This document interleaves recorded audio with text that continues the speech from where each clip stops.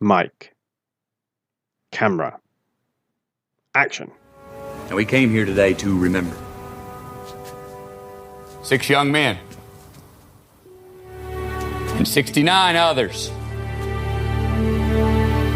who will not be on the field with you today. But they will be watching.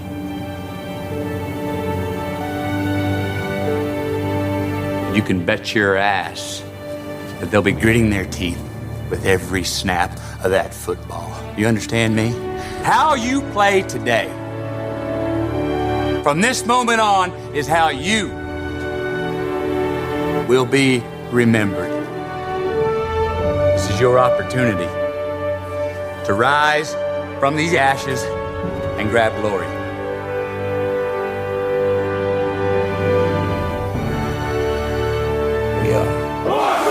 We are. We are. The funeral's in today.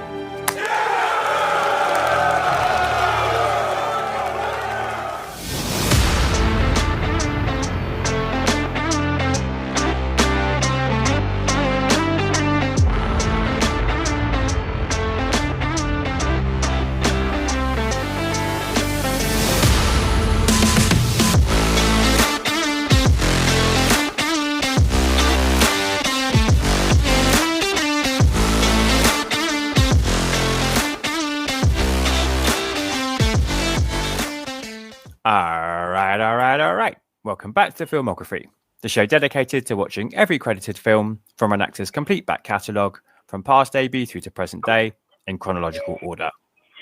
Each episode, I'm joined by an esteemed guest to watch and discuss the next entry from the Focus Filmography. I consider how it ranks amidst their career, and whether we can trace any typecasting trends or topic traits or theatrical tics. Today, I'm joined by varsity guest Glyn Davies to discuss McConaughey in McGee's We Are Marshall from 2006. We watch, you listen, and hopefully watch along too. Good evening, sir. Thank you for joining me once again for your first go around on Matthew McConaughey. So other than, catching up with you, which is always lovely to do, I thought that might be a nice place to start because you came on the last season because you were such a big Jason Statham fan, and you were, I think, as big, if not a bigger fan than I was. Really, you might have been the guy that should have been hosting that season. How do you feel about McConaughey? Where does he fit in your kind of film watching? Do you make any effort to kind of go out your way to see his movies? Or, how do you feel about him, really? Yeah, I mean, for me, this is a complete flip. I don't dislike Matthew McConaughey, but I've not watched a lot of his catalogue. I watched The Lincoln Lawyer, and I was bowled away by that. I did think that was a very good film.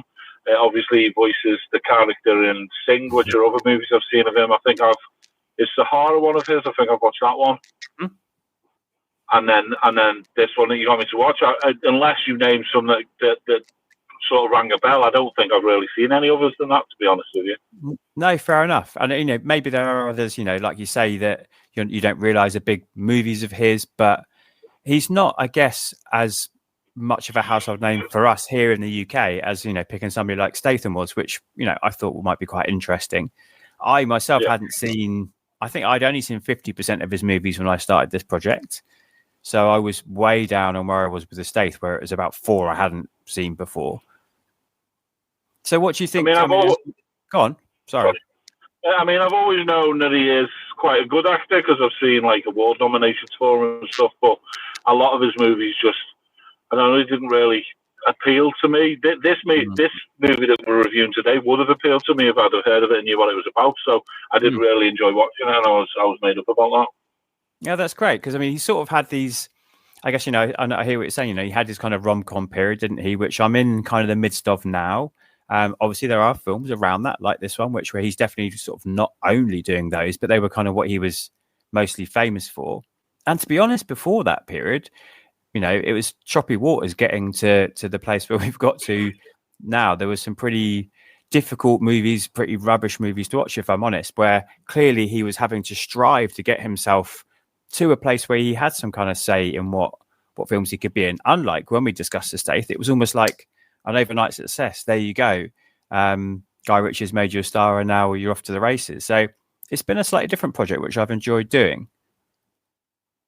Well, you've actually just called me out because I forgot about the rom-coms, so they will be movies I've seen of his. I remember some of his rom-coms, so yeah, I think that's probably why I didn't seek out his movies, because although I do enjoy a rom-com, it was sort of the only thing he was doing, so I think that's why I probably stopped following his career or made the beeline for his career sort of thing. Yeah, no, that's totally fair. And I think, as I'll get to sort of in the next couple of episodes, we're going to get to the end of that period. He felt the same. I mean, he literally walked away from filmmaking for a couple of years and stood his ground and said, keep offering me these and keep offering me as much money as you want, but I'm going to keep saying no. And it was, this is the type of movie I want to make now. And then we had that whole period of the reconnaissance and things like True Detective came out, and as you said, things like Lincoln Lawyer. That's probably slightly before the reconnaissance, but these films where he was holding out for the roles which he felt were going to push him as an actor, rather than we're going to make him some money. I've tried True Detective, but I don't recall whether I enjoyed it or not. I know it gets huge raves and loads of reviews, but I mean it doesn't mean everyone's going to like it. But I definitely have watched that or tried that, but I just don't really remember enjoying it. Or the problem with me is a lot of the time, unless something is absolutely amazing, I'm always messing on my phone and I don't really take in what I'm doing. So that is a problem for me a lot of the time as well.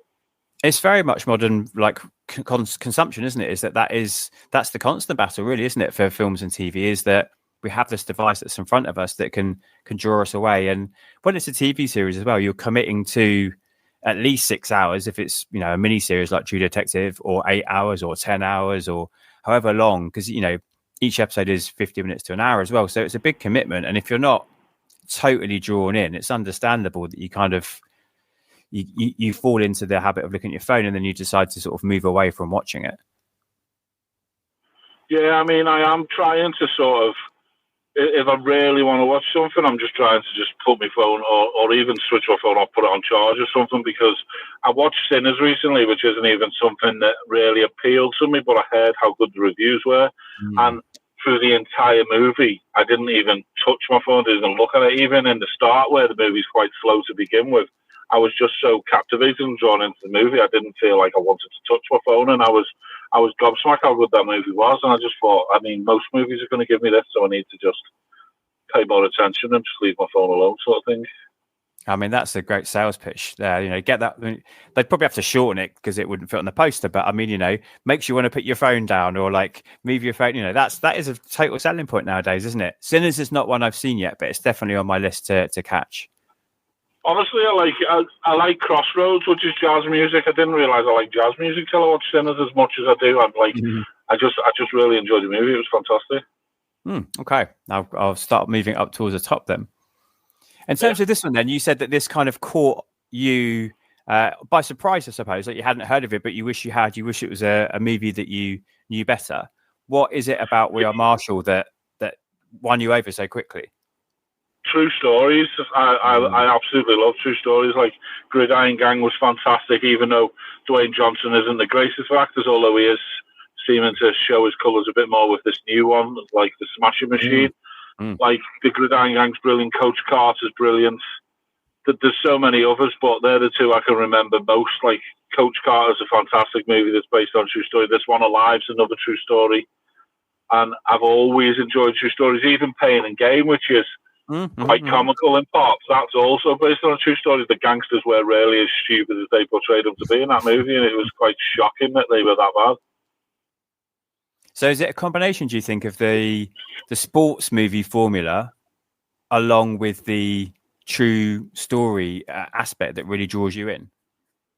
It's just a true story because what was the other one? I watched one about a car and it's a computer game that was actually True Elements recently. I'm just trying to think where they used someone who was good at a computer game and actually entered in there into actual racing. I can't even remember what it's called. Based on. I know the race car. I can't think what it's called either, but I know exactly what movie you mean. It's by the guy who did District 9. Yeah, that's loosely based on a true story as well, and it's just anything like that. It just draws me in straight away. Okay, the sports team's really not. I don't even watch sports on TV, so that's not the grab for me. It's just the fact that I'm not a big reader, so if they can make successful true books and things like that into movies, I will always watch them. Like if they make anything into a movie, I'd rather watch the movie than read the book. That's really fascinating. The only reason I sort of commented on the sports movie is because the ones that you were mentioning, things like Coach Carter, obviously have that that's basketball, isn't it? Like high school basketball, that's in the background there. And so that's why my brain went there. I think maybe it's just something that happens kind of culturally, is that these two topics are often put together. Because even like you said, like it was Gran Turismo, I just looked up as you were talking. Is that the right one? Yeah, that's the one, isn't it? Yeah. So I mean, even that, arguably that's a sports movie too, right? Because it's racing. So yeah, that's fascinating that you don't feel like you're a sports fan, but these kind of true life sport biopics are something that you really enjoy. Yeah, it's like I watch a lot of true crime with my wife, and a lot of gangster movies tend to be based loosely on true stories. So I see something that I want to learn about, but like this is going to be sacrilege to an English teacher, but reading bores me. I can't read a book on its own. I'd have to like be listening to music. I'm not unintelligent. I've just never liked reading. No, and it's not. It's not. I'm not the arbitrator of what is and isn't smart and what isn't okay. And I think quite a lot of people find that they need something to help focus them in, isn't it, at times? And I love the fact that you're using these kind of based on biographical stories in order to accrue that kind of non-fiction knowledge. It's great. I think you're actively seeking out these stories, and that's definitely helping sort of you, I suppose, like feel like you're connecting with the kind of the wider world out there. I think that's cool. Well, I always look into, when I watch a movie, I always look, if it's based on a true story, I always tend to look into how much of it is true as well, rather than, because obviously they put a lot in to keep you entertained, but I'll always try and find out how closely matched it is to the actual the thing that happened. Because even Sinners, the twins are real people, but obviously all the vampires and stuff has just been added in to make it more interesting. But they did exist, the two gangster twins in it, so they did use real people to try and make the story a bit more interesting. Oh, my partner Emmett is exactly the same. It's kind of a running joke that as soon as what we're watching finishes, the phone is straight in her hand. And she's researching, she's looking up people. She's exactly the same as what you're saying here, like finding out how much of this is actually true. And then she ends up going down that whole rabbit hole of, really wanting to understand the whole kind of wider world of what is happening and all the tie-in stories and the spin-off stories and what happened to everybody, for sure. Yeah, I think it's a really I think it really activates that part of our brain, doesn't it? Yeah, I mean, IMDb is probably the most used app on my phone, to be honest. Every movie I watch, I want to look into things about it. And I've probably watched tons of true stories, but trying to think of them off the top of my head is just really difficult. Yeah. No, fair enough. And I think this is quite an interesting one, isn't it? I mean, you say you're not a sports fan, and obviously I take you at your word, and just an interesting time for us to be discussing this, like where these things collide sometimes. We've just had the opening season of the NFL a few days ago, so it's a great time for us to be talking about this. But this story is quite tragic, isn't it, really, where it starts? What the main crux of this story is. How did you feel the opening of the film kind of set the scene for the kind of tragedy which, much like when we watch Titanic, right? The boat's going to sink, and we know that. Here, the premise is, how does this community cope with the loss of all these people in this plane crash? So how did you feel it kind of set up the sense that this plane crash was coming and it was what the rest of the film was going to deal with? I mean, I think it was quite sort of hard hitting from the beginning. I mean, I noticed that McConaughey wasn't even in it till sort of 30 odd minutes into the movie, so they were very much getting everything in first, all the story in, make sure you know all the background. I mean, obviously I went on to the trivia on IMDb to look up things in movies, but there was a crash with an American football team on like 6 weeks earlier to this as well, another plane crash. Yeah, so it's interesting. So, go on. So that was crazy to think that they'll have heard about this plane crash, and then they've still obviously had to get on a plane, and then the same things happen to them. I bet nobody travelled on a plane for months after that, like, so. Yeah, suddenly there was long coach trips across, wide states of America in order to get to these matches and things. Yeah, it's fascinating, isn't it? And I wonder why this is the one they chose to kind of dramatize, to base this movie on. I wonder what it is about this team and this community that got the focus. I think, to me, it felt as a big fan of the TV series Friday Night Lights, much more than the movie, which is perfectly good, but the show kind of really gets into the under the skin of kind of the community. The start of this movie felt, as I understand it, as a UK resident who has an interest in the, in seeing how dramas, depict these things, it felt real. This idea of like how the whole town kind of comes together to support this sports team. That early part felt really real. That everyone's on the radios listening, and they're in the cafe, and everything sort of comes to a dead standstill to see how these kind of young men perform and whether they can win the match or not. Yeah, I mean, it's crazy how huge college football is in America, because the stadiums are like the size of some of our football stadiums over there. It's just how kids can handle that sort of fame, because it's as big as being a footballer over here, and it's mental. Yeah. And like you said, like top level, right? Like college ball is like 50,000 seater stadiums, and they're filling them out and stuff. It's mad when you think these kids are like 19, 20 years old having to deal with that, for sure. Yeah.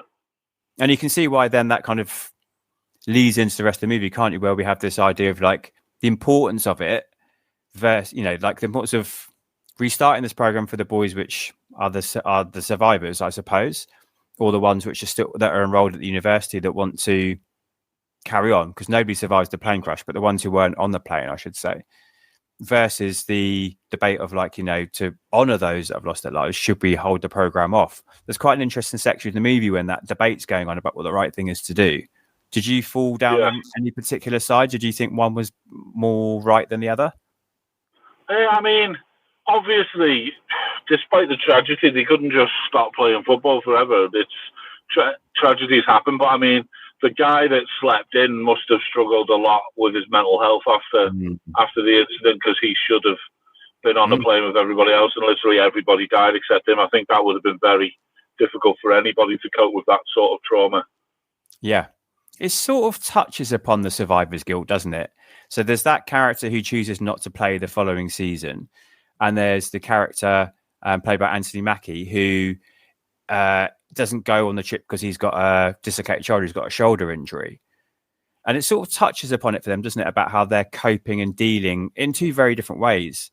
But I thought it sort of stopped short of really wanting to get under the skin of the psychology of how these two young men were dealing with the survivor's guilt. I thought it could have pushed that a bit more. What about you?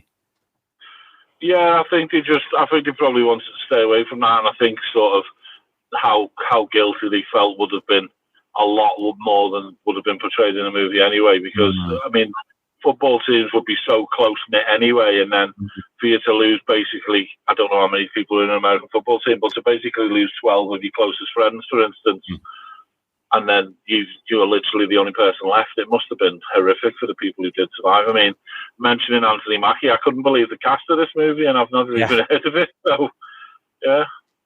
Yeah, it's interesting. It's quite a few people who, at the time, probably would have been up and coming, or had been in some stuff. But yeah, the cast is crazy, isn't it? Yeah, we've got McConaughey, we've got Matthew Fox, who we'll have to talk about because this guy is getting typecast around this time as a survivor of plane crashes, like quote unquote survivor, because he's in the midst of in Lost as well at this point.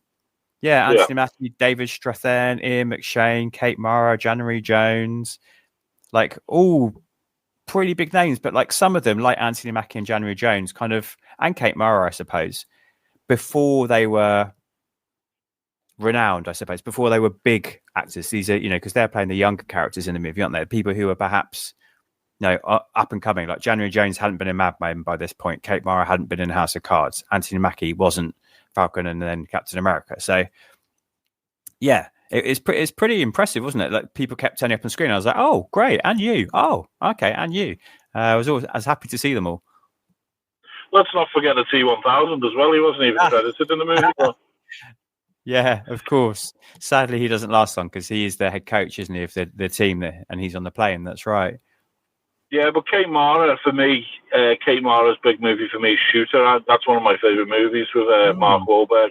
She's in that with him. Yeah, she's not. I mean, I've never watched House of Cards, and now it's kind of that show which I would feel guilty watching because of everything that's come out about Kevin Spacey, which is a bit of a shame, I think, because I think everybody around, I think probably he is excellent in it as well, because, you know, for all his sins as a human being, he's an excellent actor, and everybody around him, I believe, is really good in that show. Plus, it's kind of executive produced by Fincher, who is my favourite filmmaker. But yeah, it's not something I've had I haven't felt right going into that show ever since that came out, unfortunately. Yeah, I think that is the problem, though, because if we didn't watch what's his name, that director that went to prison, if we didn't watch anything he'd had anything to do with, then there'd be a lot of movies we missed out on. Weinstein, the producer, the amount of movies, the amount of movies he produced, if we sort of gave them all a wide berth, we'd be having quite a boring life. But Kevin Spacey, he is obviously a troubled and very strange individual, but he is one hell of an actor, to be fair to him. So yeah, it's that age-old debate, isn't it? It's that kind of, can you separate the art from the artist? And I think we all fall on that line. Where we fall on that line, and I think that's okay. And it's strange, isn't it? I think, you know, Seven is one of my favorite movies. I absolutely love it, and I think anybody that's seen it feels that it's one, you know, an excellent movie. That, you know, everyone can see the merits in that film, and of course, he plays a big part in that as well. Of course, I'll go back and watch that, but it feels like, because that's something I've seen before and I've had in my life for a long time, I kind of guess I justify it to myself that way. But something new, I feel like I kind of choose not to see because it's come out since knowing about the revelations, or do you know what I mean? Like, we all justify it in our own way, don't we? It's a very difficult debate, and I don't think there's a right answer. I mean, I think Hollywood is just a weird place anyway. We all ignore how young Leonardo DiCaprio's girlfriends are every time he changes his girlfriend, but his acting talents, you cannot shy away from his acting talents. I rewatched Catch Me If You Can again the other day, and that's still one of my favorite movies. It's just absolutely brilliant. But yeah, I've heard of House of Cards, but I've never watched it myself either. Yeah, no, fair enough. And I think you're right. I mean, you know, from the big indiscretions to the more, I mean, you know, I don't know what to call it. Yeah, you're absolutely right. The kind of DiCaprio revolving girlfriend door is something to definitely sort of crease your forehead about. It's not okay, is it? But you know, it's another example of how, you know, we choose to deal with those that we look up to and those that we like, and whether we choose to consume their media, isn't it? For sure. Yeah, definitely. So while we're talking about acting talent, let's talk about McConaughey. What do we think of his performance in this? It's quite, you know, having been on this journey up until this point, I can see why he's picked this film at this juncture in his career, because he is at this moment, you know, he's been in How to Lose a Guy in 10 Days, he's been in The Wedding Planner, he's been in Failure to Launch, and these movies keep making money for him. And then when he tries something else out, it's a bit of a financial, at least, if not financial and like review failure. So I can see why he's doing this. What did you think? What did you think he was like in the movie? I mean, I'm going to have to admit that I've seen all of those rom-coms that you just mentioned, but he is a hell of an actor. Like, when you watch the serious stuff of him, I mean, the Lincoln Lawyer had me just captivated from start to finish. He is an extremely talented actor, to be fair to him, and I can see why he wanted. He's obviously super good looking, which is why he did all the rom-coms in the first place and was casting them.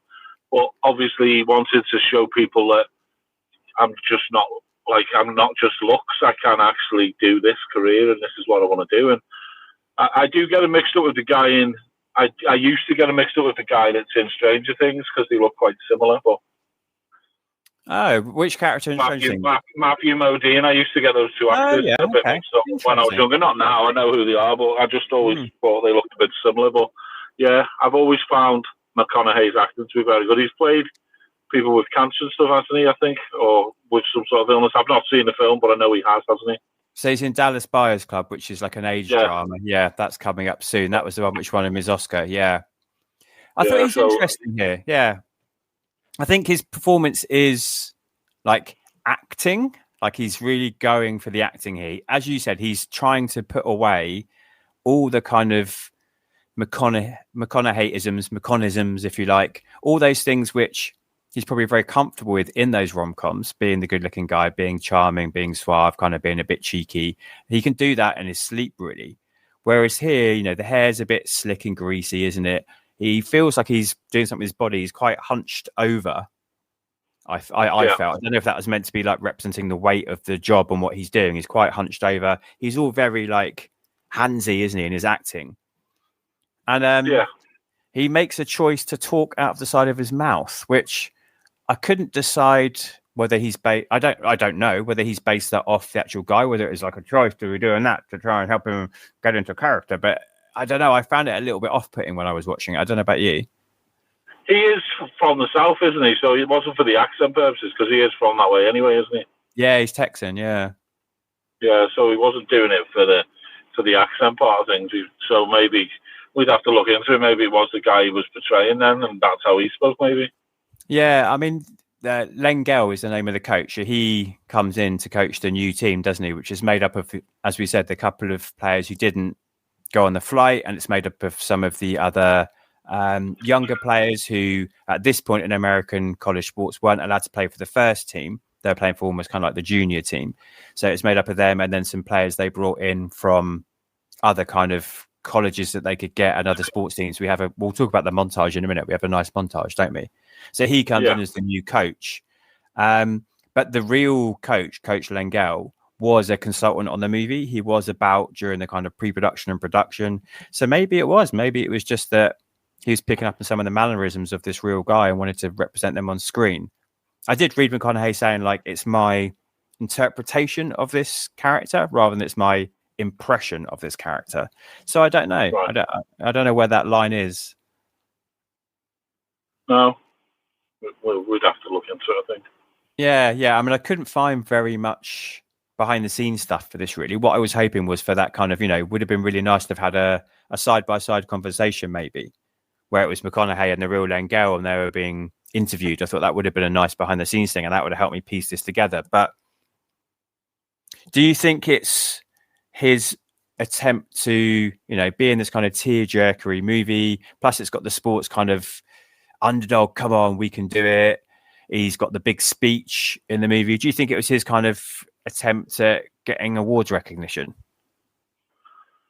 Maybe, or he could have been sort of making the character sort of a bit sort of shy and retiring to begin with, and then obviously he does the big speech and he comes out and he's talking a bit more openly and he's not doing the mouth thing at that point. So maybe it was just to make you feel like he was settling into the role and he was a bit nervous about taking that. I mean, it was a hell of a job to take on when you figure that the whole team had died and he decided to be the coach of the new up-and-coming team with all... Did he let freshmen play, didn't he, in order to... Yeah. So they got the rule changed, didn't they? Then I believe a couple of years later, doing some research, it turned out, that became accepted across all kind of college sports, that freshmen were allowed to play then at that point.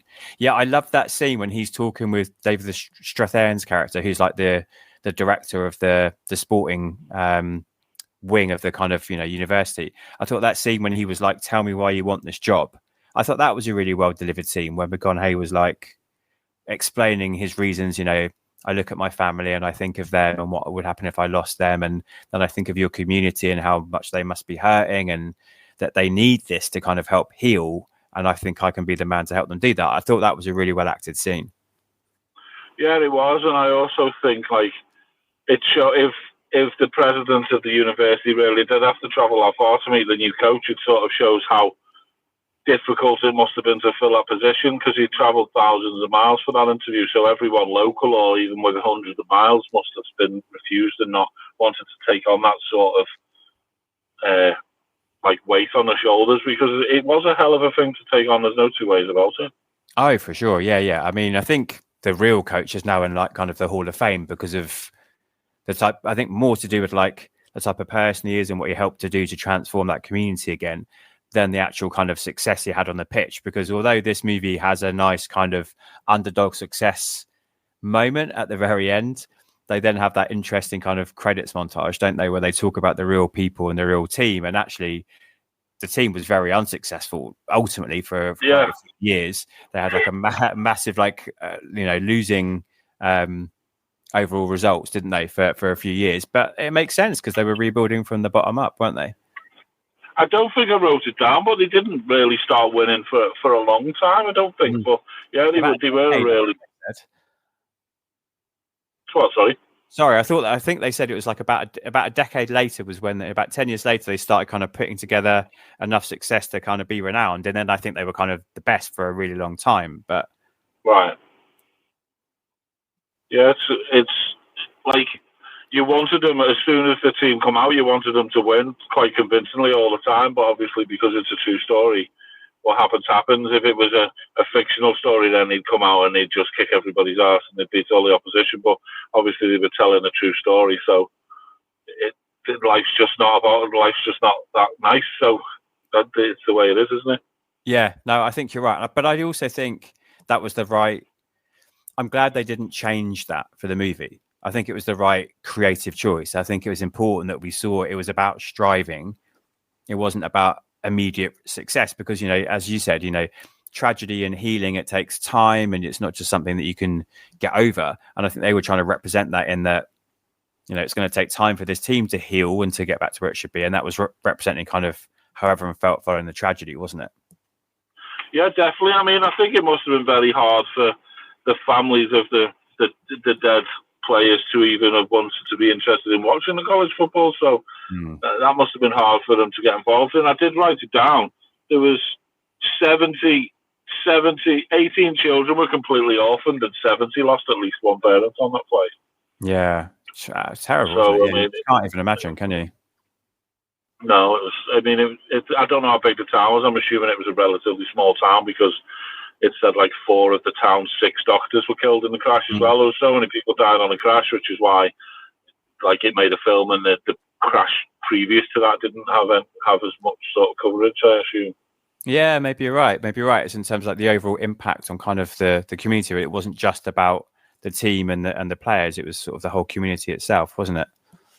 Yeah, I mean, I don't think, like, Matthew Fox, obviously he's portraying somebody real as well, but for him to have even considered going back into coach, like the emotional trauma he must have been carrying around with him, and like he reacted by knocking that player to the ground. I mean, the emotional baggage he must have had in real life would have been insane. So I suppose it's lucky that he only pushed him to the floor and didn't do something more severe, I imagine.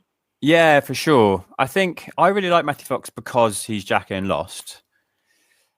I wasn't totally sold on him here. I think in the Battle of the Matthews, McConaughey definitely takes it. I thought he had his moments, but at times I thought he struggled a little bit to reach the kind of emotional points that the character needed.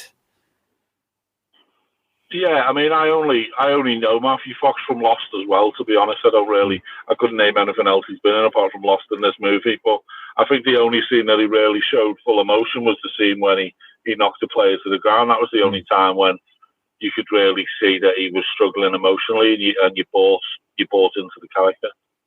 Yeah, there's a nice scene later, wasn't there, when he was upset in the changing room. So when we see their first home match and they do win that, that's kind of where they choose it in the movie again, which I think was a good creative choice. We see him upset in the changing room. I thought that was well handled too. I think, like I say, I really like him, and I don't want to bash on anybody at all. That's not what the show's about. When Emma and I finished watching it, she's a big fan of him from Lost as well. I just sort of said to her, like, I just wonder if he was a bit tired. This is season 3 of Lost. I wonder if, he's doing this film to do something else in kind of the downtime from the show, but it didn't feel like he was kind of fully. I just didn't feel like he was fully there, really. And I think that's why when you have these scenes with McConaughey really going through the kind of gesticulations and the facial expressions, it just felt like he was being a little bit acted off the screen to me. Yeah, like he might have just got a movie role because of Lost, so he would have just taken the first thing he was offered and he would have been happy at that. But, I mean, he's never stayed famous after that, so I think he was just grabbing what opportunities he could off the strength of Lost, maybe. Yeah, for sure. And I think probably a lot of people are in this movie as well because they want to honor the legacy, don't they? So I think, that the combination of those two things would have been very attractive to all these people, and perhaps why we've got some of these star names in the movie. Yeah, definitely. By contrast, I thought Ian McShane, who's playing kind of a local resident, but kind of a very sort of driving force behind the college and its success, and his son was somebody that was lost on the plane. I thought he was excellent in this. Yeah, it was weird to see Ian McShane in it, but I do like Ian McShane from John Wick mostly because I think he's brilliant in that as well. But I was surprised to see him in this movie because obviously he is English he's from Britain, isn't he? I'm not sure what nationality, but just he's the only sort of non-American person in the movie, so I was shocked to see him pop up. Yeah, I mean, obviously I'm with you. I love John Wick and I love him in that too, but this is just post Deadwood, like a Western TV show that he was in. Right. So I think probably, he's kicking about. Deadwood's been cancelled, unfortunately. Literally this year, I think Deadwood was cancelled. So, not this year, not 2025. That'd be weird. 2006 when this movie came out. So, I think that's probably why he's in it. And I think he just has a gravitas about him, just him on a screen and just having a pensive look or, a few words here or there. I think he just really can sell these moments really wonderfully. Yeah, he's very dramatic. He's a very dramatic actor. I think he is good at what he does. He shows emotion with very little dialogue, and he is very good. And that's why I thought that scene with him and McConaughey, they have only one scene together, and they're in the diner quite towards the end of the movie, aren't they? There wasn't much said between them, but it felt like there was a lot being said between them, if you know what I mean. Yeah, and there's good scenes with him and Kate Mara, because obviously she's the fiance of his lost son, isn't she? So there was some good emotion shown in those scenes as well, I thought. Yeah, I agree with you. They were sort of some of the highlights, really, because I thought, by comparison, there were a couple of moments where things, for me personally, didn't quite land. I thought the initial, We Are Marshall scene, when all the students are outside the window, when they're debating about whether to restart that. I thought it was okay, but I think at that point I felt like I should be feeling like overwhelmed and overcome with emotion. I was just sort of thinking like, oh, okay, that's nice. Did you read that they were filmed on separate days, those two scenes? Yeah. I wonder if that has something to do with it. I don't know. I just think like there's just a couple of moments. That was one of them that stuck in my head. There's one when Dawson said he was quitting. So the Matthew Fox character, did we have that conversation between him and McConaughey's character, Langell, in the tunnel, just after he's pushed down the player? Again, I was just a bit like, I really want to be like wowed with like kind of the impact of the emotion here. And I just didn't feel like it quite got there for me. And I don't know if you agree. And if you do or don't, I want to hear what you say. But I wonder if that's anything to do with like the way that these people are being asked to perform or the way that the direction has been chosen to do. We haven't got onto the director yet. I think this might be a nice point to start trying to kind of talk about that a little bit. I mean, I was shocked to see that McGee directed this movie. I was like, when you look at some of the things he's made, you wouldn't think he could pull something off like this with such emotion in it. Like Charlie's Angels doesn't have much emotion in it.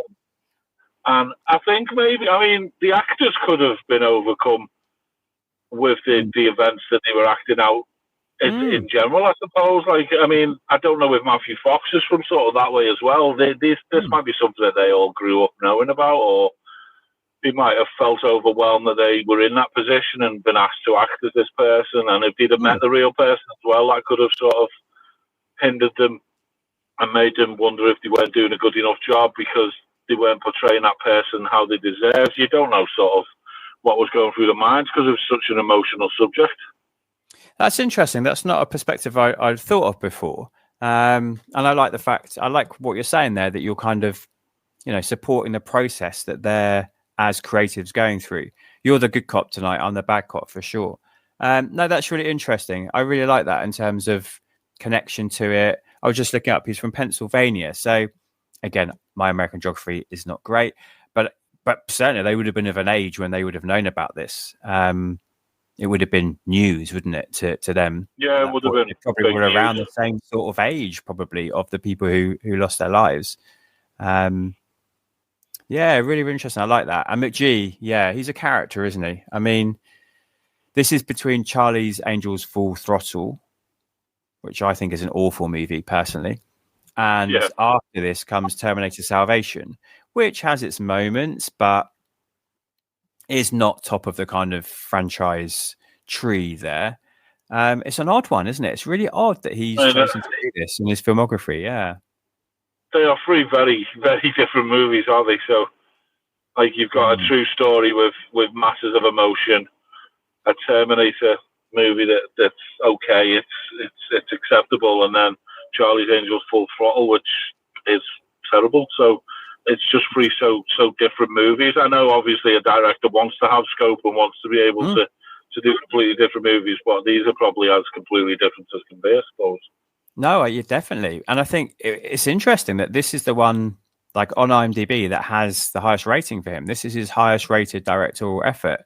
So I'm surprised that he didn't kind of lean into this more. This feels like it maybe is something where he might have been able to kind of develop his career. I mean, he doesn't really do anything anymore. I don't know. He's done some TV stuff, but in terms of feature films, he's not really a name anymore, is he? So perhaps he sort of went off in the wrong direction. This might have been the way forward for him to have forged a more successful career.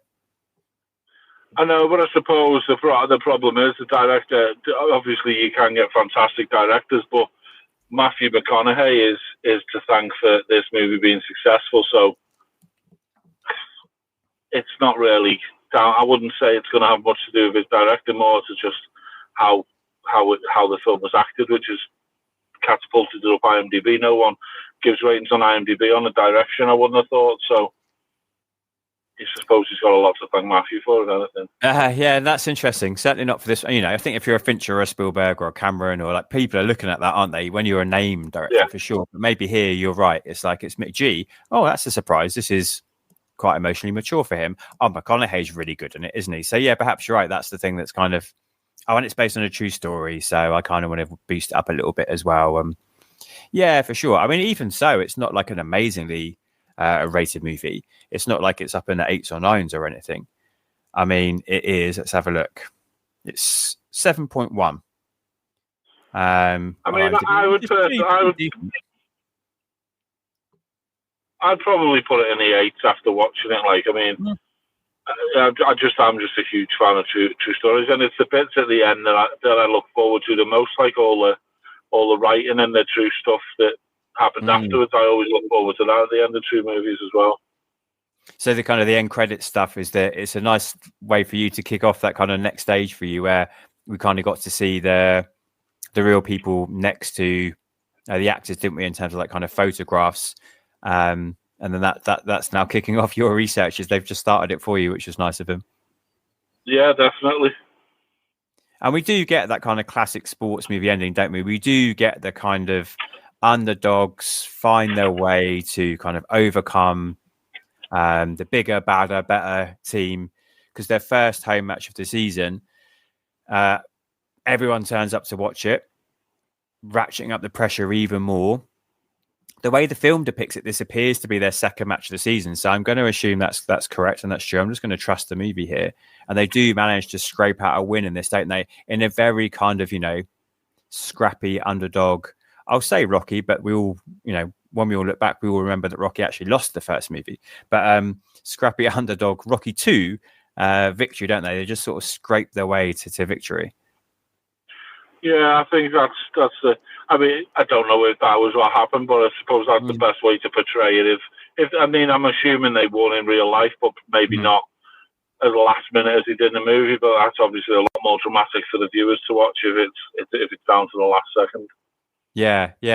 I mean, I think I've been a bit critical, and at points I was a little bit like, I'm not quite in this movie completely, and I'm saying certain emotional moments didn't land for me. I couldn't help be caught up by this point, of course. The team are down 15-12 and they've got to get a touchdown in order to come back at the last minute, and you can't help but kind of get caught up in this stuff, can you? Oh no, I was definitely emotional in the end game. I was definitely sort of choking back tears when they were getting close to winning the game, because I think if they'd have lost in real life, it would have been a massive knockdown to them in general, as well as for the movie watchers as well. So yeah, definitely. And as we said, they do go on to have a losing streak, so it makes sense that this is where they pick the kind of, this is the high point, this is the kind of the comeback, this is the first home match. This is a really like positive place to end the movie at, isn't it? Yeah, definitely. Yeah, it was sort of the perfect ending, I think, the way they ended it. Yeah, they had the kind of, everyone was still in the stadium, they were on the pitch, weren't they? They were celebrating, they kind of didn't want to leave, and they wanted to bask in this moment of kind of victory against the odds, really, wasn't it? And nothing to do with the sort of movie plot line, but I mean, how did Matthew McConaughey and his dark-haired wife have a completely bright ginger-haired child? It's just I don't think genes even work like that. So I was shocked at that sort of casting for the kid. I thought that was funny. Yeah, they're quite sweet little moments, though, weren't there? When we kind of cut away to the family, you could see that it was very much kind of wholesome family values there in the family, wasn't it? I think those scenes were probably just to make you less sort of feel less sad for what's actually the story of the movie. It just takes you away from it for a brief second to see that he's got a family life and it's nice and stuff, and to see his wife getting excited when the team's doing well and stuff in the audience and stuff like that. Yeah, for sure, and tells you that he's coming from that family values, that wholesome place, that he just wants the right thing for his family, but he wants the right thing for these boys and their family and the team, isn't it? That's why it gave me that Friday Night Lights feel, where Coach Taylor and that is all about helping these young boys become good men to enter the world. That's what that show's really about, and about how important football is to the community. It's not about American football. It's just American football is the backdrop for kind of seeing the journey of these people. Man, that show, I cry every episode when I watch that show. I've not heard of it, to be honest. I don't know what it is. It's very, very good. So there was a movie that came out called Friday Night Lights, which I think was Billy Bob Thornton, which was perfectly fine. And then they readapted it. It was based on a book. They readapted it into a TV series. It was around this sort of time, I think, to be honest. It was maybe a little bit later than this. Is the movie an older movie? Yeah, so let's have a look. The movie is around, maybe the movie's around this time. And then they converted it into a show around sort of 2010. But speaking of... So yeah, Friday Night Lights, the movie came out in 2004, and the show came out in 2006, around to 2011. So exactly the same year as this. Right. But speaking of Sinners and Michael B. Jordan, he is in Friday Night Lights in a couple of the later seasons. He comes in later on as one of the main characters, one of the main young men on the football team. So yeah, there's a nice bit of crossover there as well. I mean, I think Michael B. Jordan is an absolute genius of an actor, to be perfectly honest. Agreed. Yeah. I mean, I think he's cashing in checks by doing Creed, but I mean, he's still good in the movies, but I don't think we need to keep seeing more Creed movies just because there was 6 7 Rocky films, I think. I don't think we need to see 7 Creed films as well. I think they're just cash grabbing at that, to be honest. I think, I mean, I don't know, obviously. I think for him, he's become kind of the executive producer and the guiding force behind it, hasn't he? So I wonder if it's about him expressing his views on kind of the sporting world, and obviously Creed's got a very different take on it compared to what Rocky did because of the backgrounds of the characters and this kind of social structure and how they grew up and what it can say about America and the times they were made. So yeah, I don't know. We'd have to wait and see the next one and see whether it feels like it's just been made because, or whether it's because it's actually got something to say.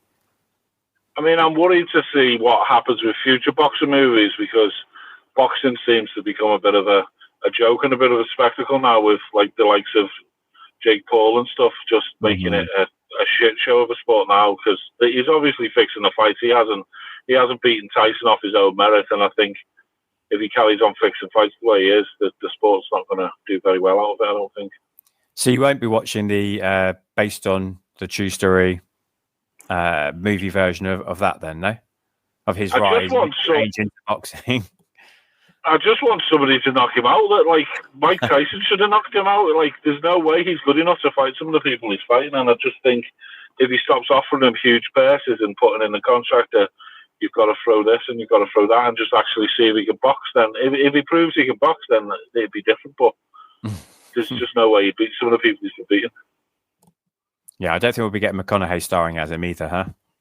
No, definitely not, no. Just bring it back to my guy at the end here. I mean, his next movie, to be fair, that's coming out this year, I think it's called The Last Bus. That's based on a true story, set about wildfires in the States and about how the kind of, I think it's the school bus driver basically drove into like a really dangerous wildfire situation to rescue some kids. So put that on your list because it's McConaughey, and that you are now a new fan, and it's based on a true story. So we're hitting a couple of targets there for you. Put me down to review that if no one's doing it. I'll do that with you. It's not even out yet, so for sure that's one on your list, definitely. And do you think you might go and watch a few more McConaughey's now?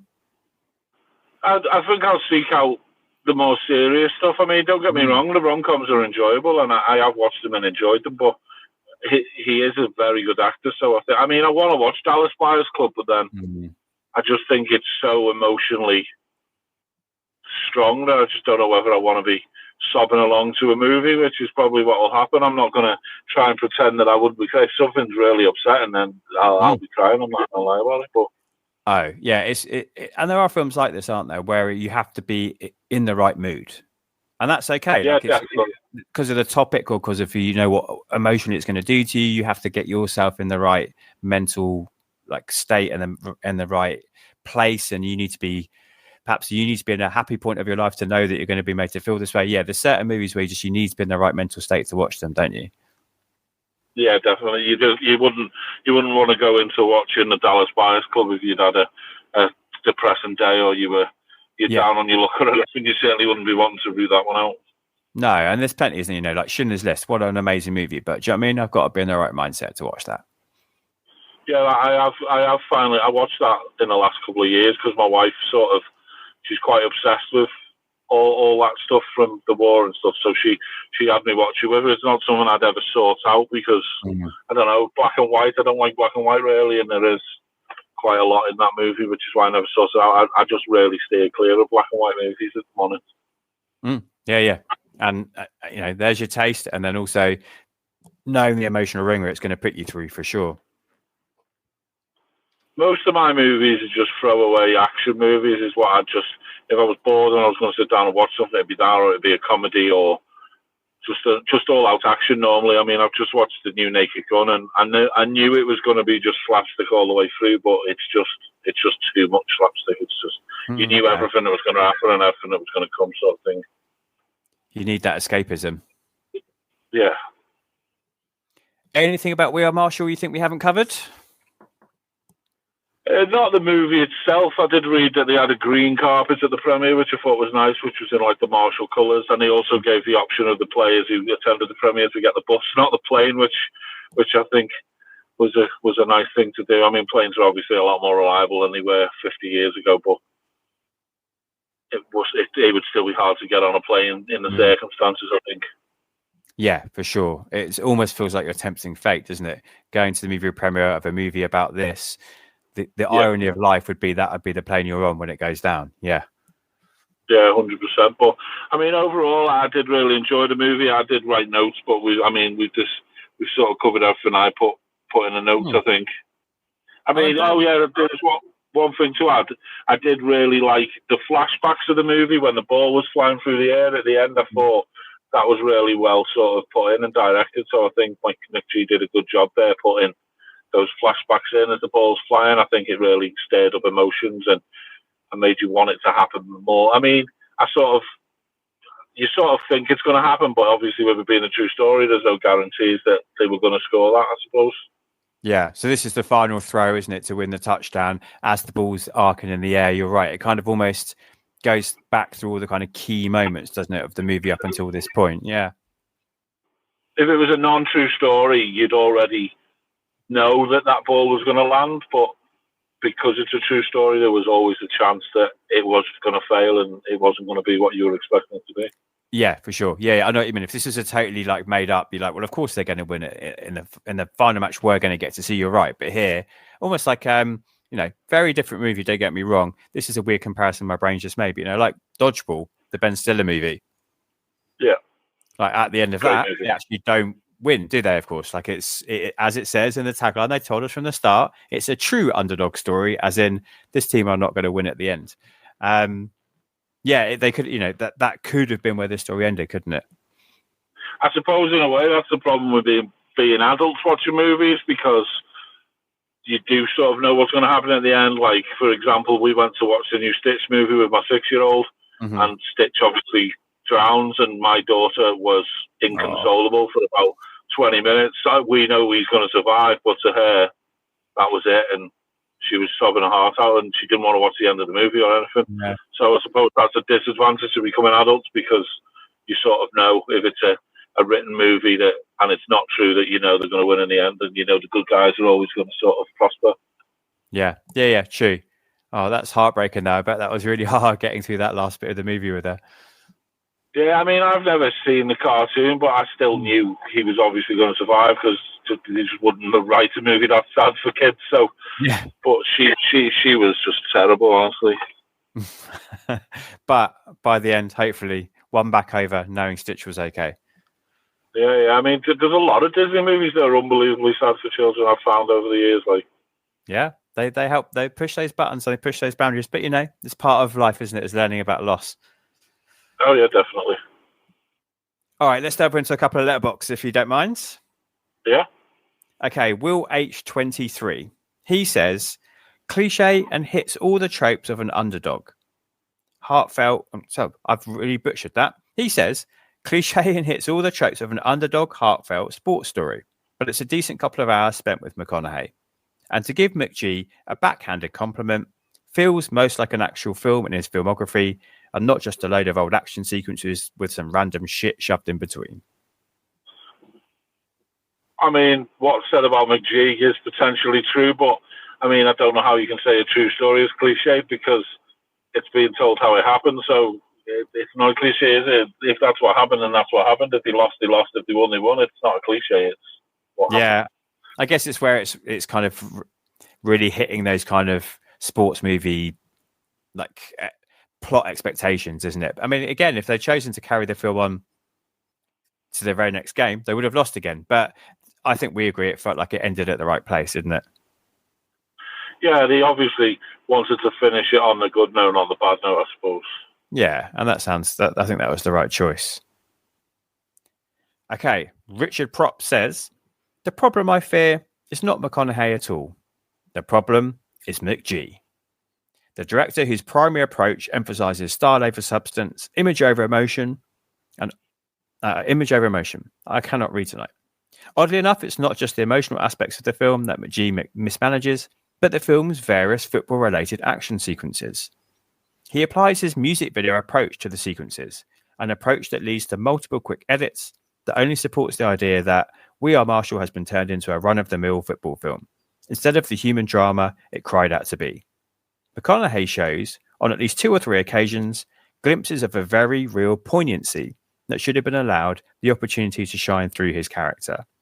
It felt as if McConaughey sensed something deeper that, perhaps, was stifled under McG's direction. I mean, there's not a lot of love for McG. I can see sort of a pattern, but these people who are commenting on the way the movie's cut together and the way it's filmed, they're obviously more professional than me. I couldn't make comments as to where movies were cut and whether they were cut in the right places. I enjoy movies for what they are, but I wouldn't be able to tell you if he'd sort of put something together wrong. And these people are obviously either studying that sort of thing or the professionals in that sort of area. But you're right, though. I mean, maybe I've been a bit cruel in the reviews I picked, but I tend to pick ones focused on the actor, obviously. But these guys do seem to be picking on McG a little bit. It's true.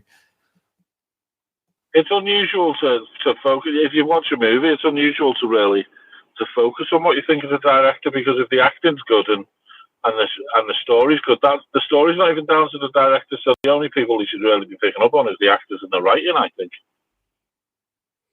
Shall we see if somebody else is a bit more positive then? Yeah, why not? I've got one left. I've got Micah Moore.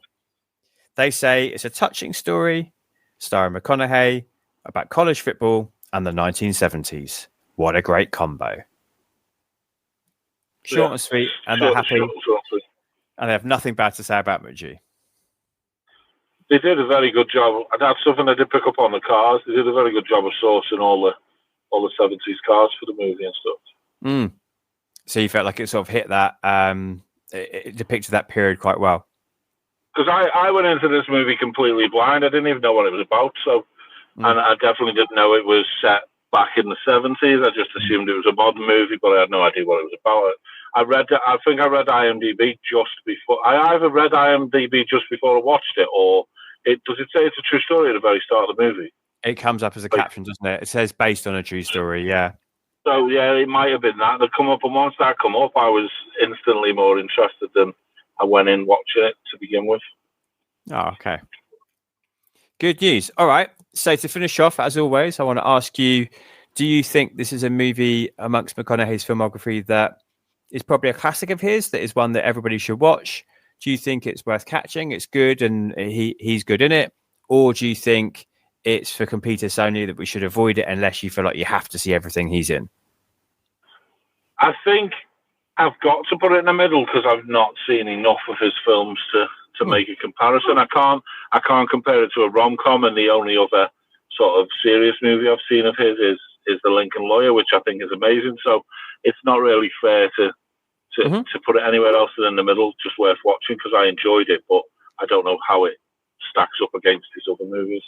Yeah, no, I think you're right, and I like your reasoning, and I think me having watched 25 now up until this point, that feels right too for me. It feels like this is a chance for him to try and stretch his acting muscles a bit, but he's not doing anything that I haven't truly seen before from him. And the film itself isn't kind of doing anything new. It's not Interstellar, right? It's not pushing him into a genre which he hasn't done, and that is stretching both his acting and his emotional muscles, and is something really original and different and creative, and slightly spoiling what I'm going to think of that movie when we get there. I think worth catching is exactly the right place for this. Be interested to see if you think Lincoln Lawyer is as good as I think. I mean, I've not even looked what it gets on IMDb, but I went into it blind. It's not something I would usually. Well, actually, I do like lawyer films, like A Few Good Men and The Firm and stuff like that. So I think I went into it for that reason. Yeah, I've not seen it for a long time, so it's going to feel pretty fresh to me when I watch it.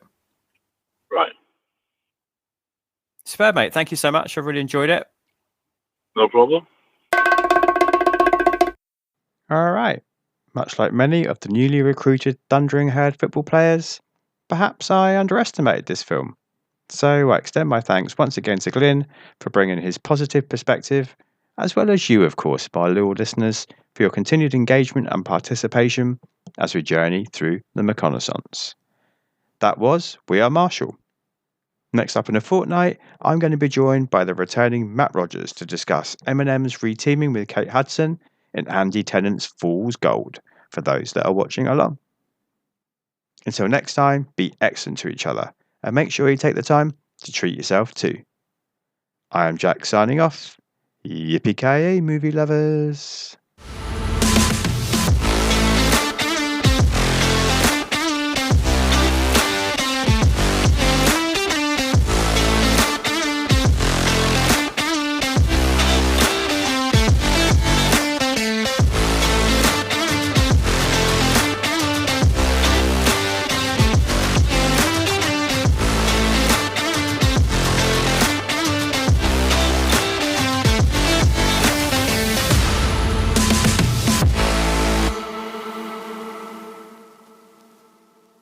You just gotta keep living, man. Livin. Cut.